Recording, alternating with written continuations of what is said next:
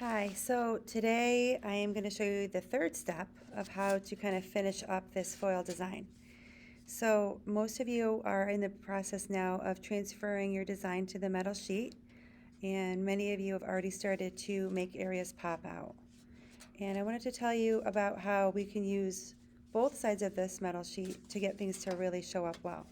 So I have this one area that I haven't really popped out well here yet. I just basically outlined it, which was like in the first step.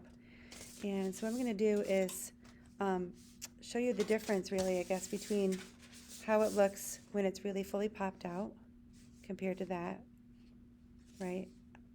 I hope you agree that the popped out area looks better. It looks more finished. It's more defined.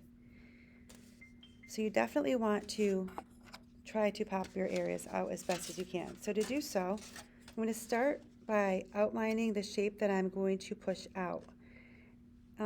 The process of this type of art is called repoussé. And there's a little slideshow in Canvas that just shows some artwork done by artists for a couple thousand years of how they did it in copper, and it's on buildings, and it's like masks and things, jewelry. And there's two words that are used to describe this process, and they are tooling and chasing.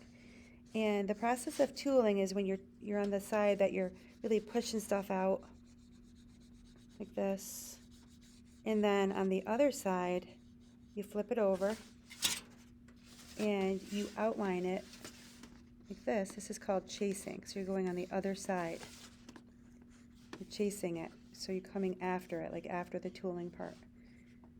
You just trace that. You can see how just tracing it on the front really makes it pop out. Now this part I want to pop in more, to go the other way. So while I'm on the front, I'll find a flat tool like this. I have some popsicle sticks I will get out for you to use, because I don't have a whole lot of these flat tools here, and the popsicle sticks work very well. So I'm going to go ahead and start with my rounded tool. Kind of push that out in the middle so it really starts to pop up, and then around the edges maybe it won't pop up quite as much.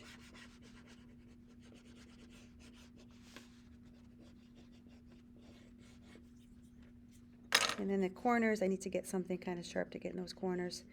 I'm sure that you found by now that sometimes you want the metal to go in a certain place, and it kind of has a mind of its own, and it doesn't go where it's supposed to go. Seems like it's an easier process, I think, than it is. But you can use this tool to kind of smooth things out if you get little wrinkles in the wrong places. So now that's the back. This is the front. Definitely want to do more chasing right here to make that pop. Maybe that's because I haven't done any, I don't think I've done the tooling over here yet. Okay, so I'm going to tool that. If it seems like it's losing its shape, put a tool back in there and kind of reshape it. Again, I think it's easier to kind of outline it first. That way you're giving it a shape to stay inside of.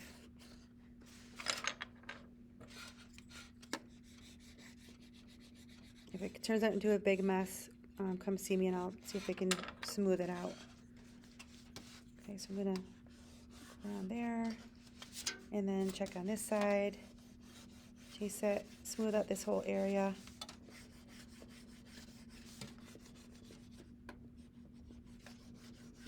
And then in the end, you're going to decide, do you want to cut your design out or do you want to leave it on this background? But at this point, just smooth this out, see how you like it, and start thinking about color. Because when you're finished with all of the tooling and the chasing, I'd like you to think about adding some color. However, beforehand, see how these have the lines on them? There's like textures. If you want to add texture, after you do the tooling, you could just take something like a pencil or this wooden stick that's pointy and just kind of add some lines in there. Maybe that adds a nice bit of texture, which makes it more interesting. If it's all the same, it's all smooth, it's not going to be as noticeable. So now it's a nice texture. So then deciding on what you would like for colors. If you put something on here that you don't like, don't worry, because a little hand sanitizer will take it right off on a paper towel. Just put some on a paper towel and rub it, because there's rubbing alcohol in the hand sanitizer. So I'm going to do some colors. Oh, that one's not showing up well. If you want to practice colors on a different piece of metal, you can do that. I can give you a scrap piece of the foil you can practice on to see how you like the colors, because they're not going to show up the same way that they do on a white paper for sure. This is much lighter. But you can go ahead and color. And I'm going to ask you to only color no more than 50% of your foil, so that you have contrast between the silver and the color. You still see the silver foil. Also, if you're going to color this in a certain way, make sure the one across from it is colored the same way, and then the other opposite ones. And that's about it.